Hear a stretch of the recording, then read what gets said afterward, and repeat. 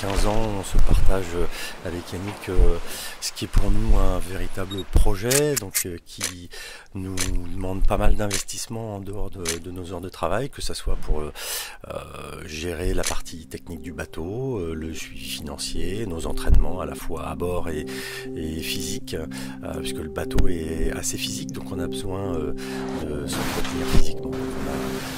Pour la part des entraînements quotidiens, à peu près 1 heure par jour, on a la base de CrossFit.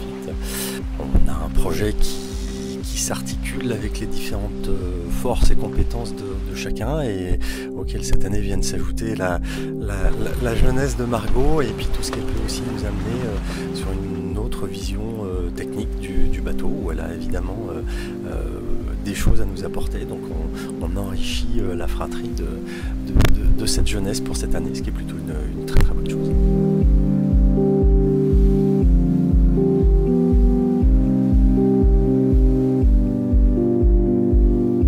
J'ai toujours été passionnée par la course au large, le Vendée Globe, la Transat Jacques Vabre, The Ocean Race. J'ai postulé à la sélection CMB Bretagne Océane à l'automne dernier et j'ai cherché à naviguer un maximum en Figaro 3 pour préparer les épreuves.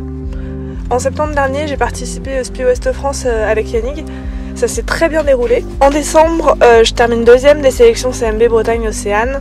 Et en janvier, Yannick me contacte, me rappelle pour me proposer de compléter leur team car Erwan est moins disponible à cause de son travail.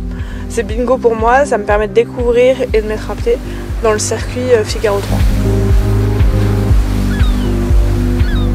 Donc la première épreuve, ça va être la route du anciennement la route du Ponant, mais c'est les îles du Ponant. Donc on va partir de Concarneau et on va faire dans un sens ou dans l'autre quasiment les, je sais plus combien, 15 îles qu'il peut y avoir autour de la Bretagne.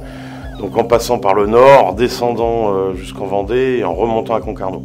Donc départ de Concarneau, on fait toutes les îles et on revient à Concarneau. Deuxième épreuve, on ira au Portugal. Donc là on parle de Saint-Gilles-Croix-de-Vie. Et après une deuxième épreuve, on va partir du Portugal pour venir sur Saint-Gilles.